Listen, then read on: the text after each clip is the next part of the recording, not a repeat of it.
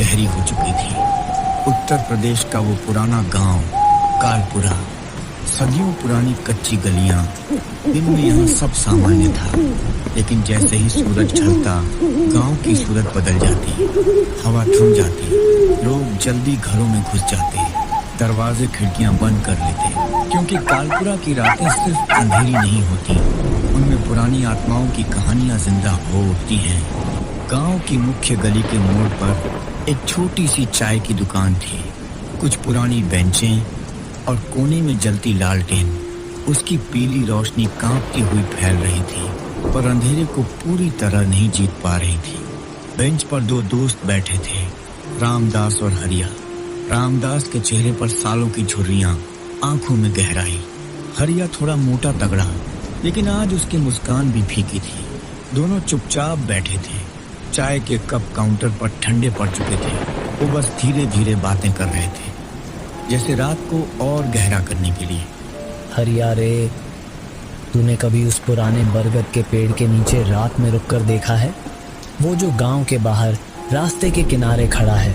लोग कहते हैं वहाँ रात को बूढ़ा साया घूमता है, सफ़ेद धोती कुर्ता पहने हुए, लेकिन चेहरा, अरे चेहरा तो काला धुआं जैसा। कोई आंख नाक नहीं, बस काला बादल। वो जमींदार का भूत है जिसकी बरसों पहले हवेली में मौत हुई थी। लाश जल गई, राख उड़ गई, लेकिन कुछ बाकी रह गया। आत्मा भटकती रहती है, जैसे कोई अधूरा हिसाब बाकी हो। हाँ रामदास, सुना तो बहुत है मैंने। मेरा चचेरा भाई लल्लन चाचा एक बार देर रात उधर से गुजरा था। बोला जैसे किसी ने पीछे से नाम पुकारा, लल्लन। बहुत धीमी आवाज, लेकिन साफ सुनाई दी। मुड़ा तो कोई नहीं था, बस पैरों तले ठंडी हवा का एक झोंका आया, जैसे कोई सांस छोड़कर चला गया हो। उसके बाद हफ्तों तक बुखार में तड़पता रहा। डॉक्टर ने कहा मलेरिया, दवा दी, लेकिन हम गांव वाले जानते हैं वो मलेरिया नहीं था, वो साया था। लल्लन चाचा आज भी उस रात की बात करता है तो कांप जाता है। लोग कहते हैं बातें बनाई जाती हैं, लेकिन गोविंद काका को कौन भूल सकता है? वही जो शराब के नशे में उस पुरानी हवेली में घुस गया था। दरवाजा खुला था, अंदर अंधेरा। सुबह चौपाल के पास पड़ा मिला, पूरा पागल हो चुका था, आंखें लाल, मुंह से झाग। अब तो दो शब्द भी जोड़ नहीं पाता, बस बड़बड़ाता रहता है। तो बता हरिया, क्या मानता है तू? भूत प्रेत सच में होते हैं या सब अफवाह? ना मानूं तो क्या करूं भाई। आधी रात को गांव के बाहर वाले पुराने कुएं पर मत जाना, यही सब सीखते आए हैं। वहां परछाइयां खड़ी रहती हैं। कई लोगों ने देखा है, कभी बूढ़े आदमी की कराहट सुनाई देती है, कभी जवान औरत की हंसी। दोनों आवाजें एक साथ, जैसे कोई अधूरा सपना, अधूरी जिंदगी पूरा करने को बेताब हो। मैंने खुद एक बार दूर से सुना था, रात के 2 बजे।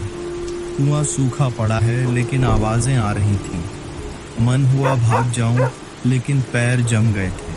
चाय के कप अब बिल्कुल ठंडे हो चुके थे। लालटेन की रोशनी और धुंधली पड़ रही थी। अंधेरा चारों तरफ से घेर रहा था। तभी गलियों के सन्नाटे को चीरती हुई कदमों की आहट आई, धीमी लेकिन साफ। वो था मंगल, उनका दोस्त। मंगल का चेहरा थका हुआ था, आंखें लाल, जैसे किसी लंबी डरावनी यात्रा से लौटा हो। वो धीरे धीरे आया और बेंच पर बैठ गया। कुछ पल का पूरा सन्नाटा छा गया। अरे मंगल भाई, आ गया तू? रात के इस वक्त कहाँ था? चल, अब असली माहौल बनेगा। तू ही हमें कोई पुरानी डरावनी बात सुना दे। तू तो ऐसी कहानियां सुनाता है कि रात भर नींद नहीं आती। हाँ रे मंगल, लेकिन ज्यादा मत डराना। कल सुबह खेत में काम करते वक्त साया दिखने लगेगा तो मुश्किल हो जाएगी। ठीक है दोस्तों, लेकिन ये कहानी मेरी अपनी नहीं है। ये मेरे पुराने साथी बाबूलाल के साथ घटी।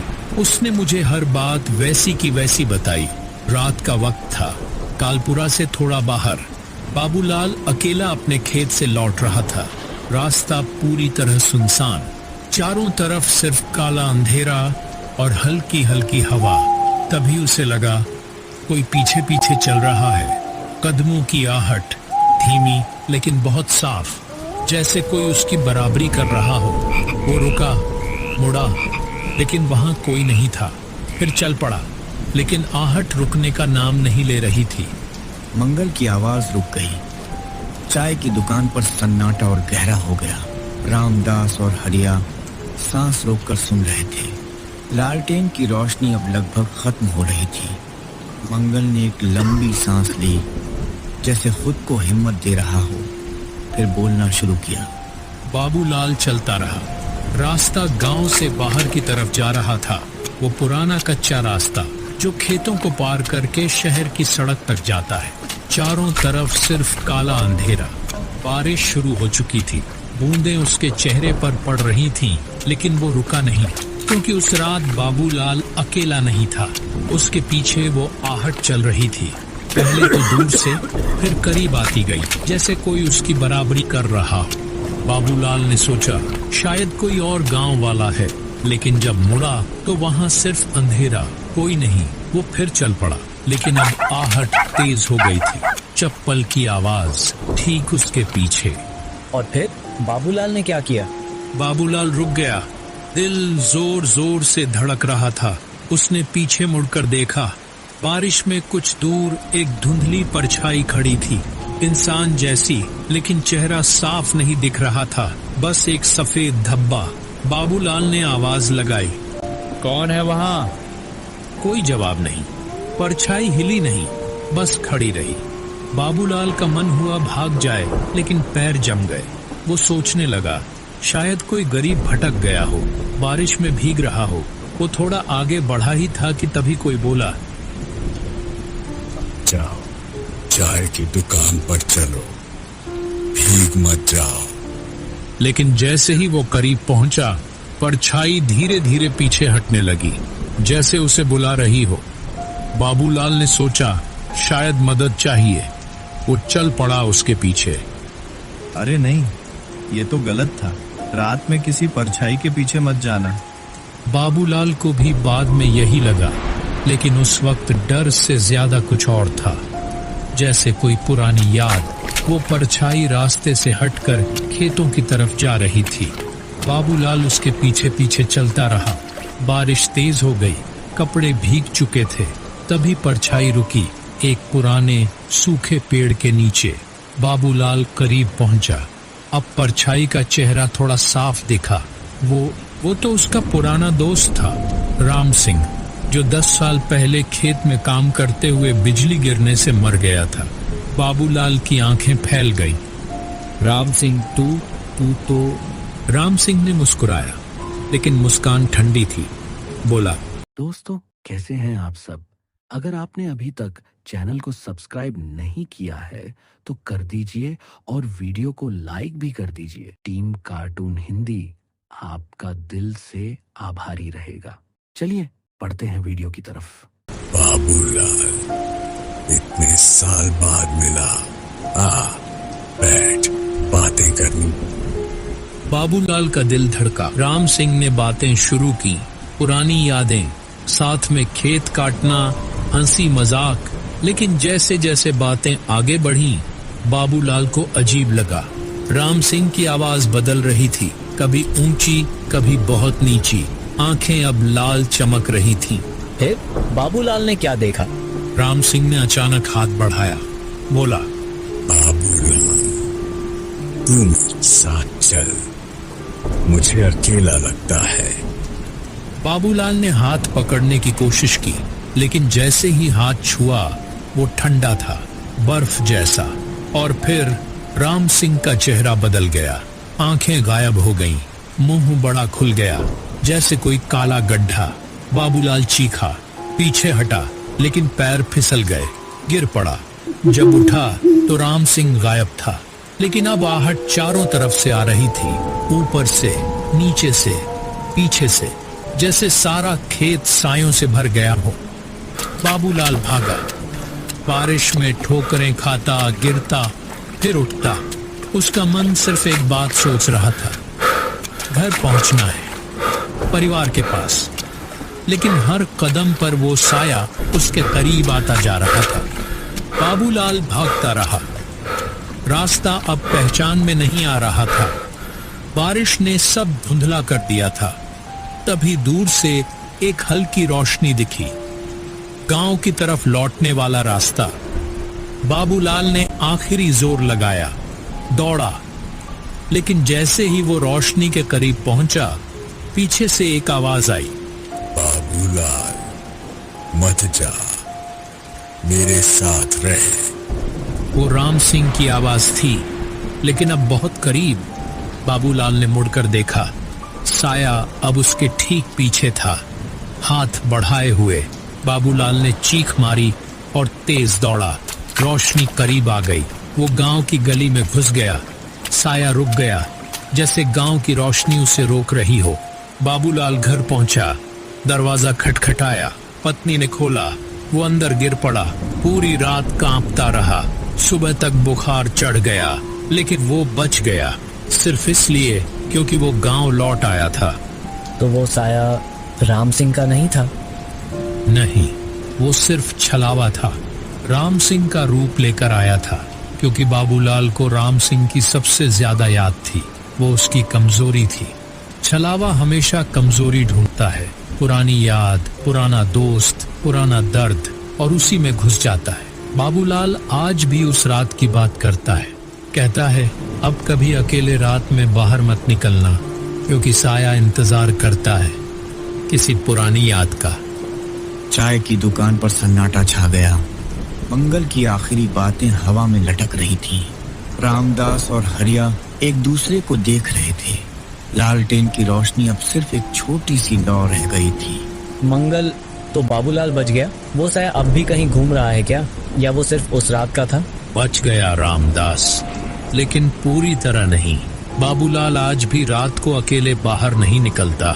घर के बाहर कदम रखने से पहले चारों तरफ देखता है। कहता है, साया कभी नहीं जाता, वो बस छिप जाता है। उस रात के बाद उसने मुझे सब बताया। वो कहता था, मैंने सोचा था राम सिंह मेरी याद में आया है, लेकिन वो मेरी कमजोरी थी। छलावा ने उसी में घुस लिया। पुरानी दोस्ती, पुरानी याद, वो सबसे आसान रास्ता होता है। तो मतलब हम सबके अंदर कोई ना कोई पुरानी याद है जो कमजोर बनाती है। कोई पुराना दोस्त, कोई पुरानी बात, कोई दुख, और वो छलावा उसी का इंतजार करता है। हाँ हरिया, गांव की हर कहानी में यही है। बरगद के नीचे का साया, कुएं की परछाई, हवेली का भूत, सब छलावा हैं। वो हमारी कमजोरियों को चुनते हैं।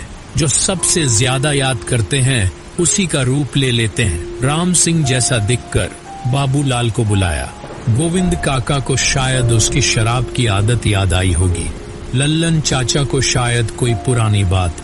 हम जितना अकेले होते हैं, उतना वो करीब आ जाता है। लेकिन एक बात बाबूलाल ने सिखाई, जब डर लगे तो भागना नहीं, बल्कि याद रखना है कि वो सिर्फ छाया है, असली नहीं।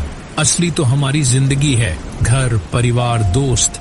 जब तक हम उनसे जुड़े रहते हैं, छलावा दूर रहता है। तीनों चुप हो गए। लालटेन बुझ गई। अंधेरा चारों तरफ फैल गया, लेकिन अब वो डरावना अंधेरा नहीं लग रहा था, जैसे रात ने अपनी कहानी कह दी हो और अब आराम कर रही हो। रामदास ने धीरे से कहा, तो मंगल, आज की रात हमें भी सिखा गई।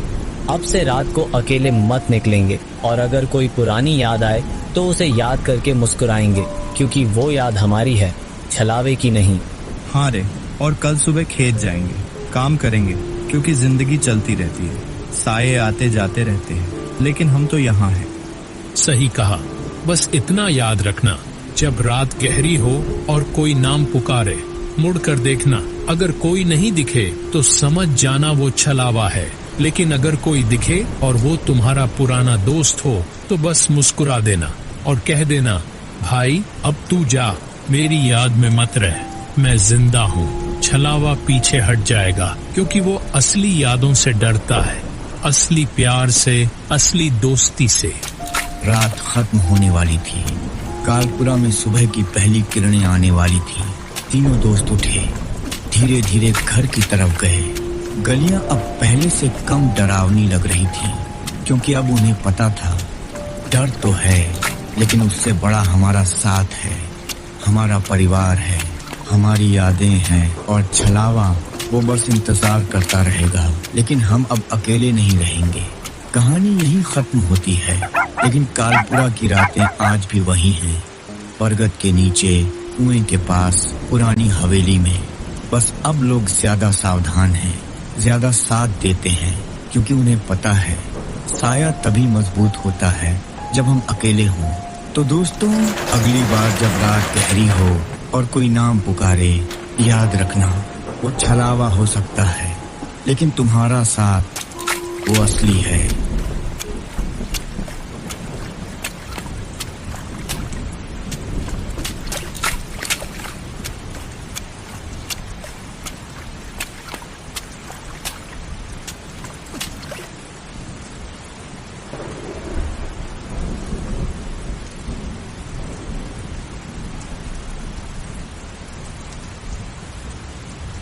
दोस्तों, आपको हमारी ये कहानी कैसी लगी? आप हमारे चैनल को सपोर्ट कर सकते हैं वीडियो को शेयर करके, चैनल को सब्सक्राइब करके और वीडियो को लाइक करके। आपका एक एक सब्सक्राइब हमारे चैनल कार्टून हिंदी के लिए बहुत कीमती है। मैं देख रहा हूं कि आप सभी के बहुत पॉजिटिव कमेंट्स आ रहे हैं, जिससे हमें और भी मोटिवेशन मिलता है। हम अपनी पूरी कोशिश करते हैं कि आपके लिए ऐसी कहानियां बनाएं जो एक अच्छी सीख दे और दिल को छू जाए। टीम कार्टून हिंदी हमेशा आपका दिल से आभारी रहेगा। मिलते हैं आपसे एक नई वीडियो में। तब तक के लिए जय हिंद, जय भारत।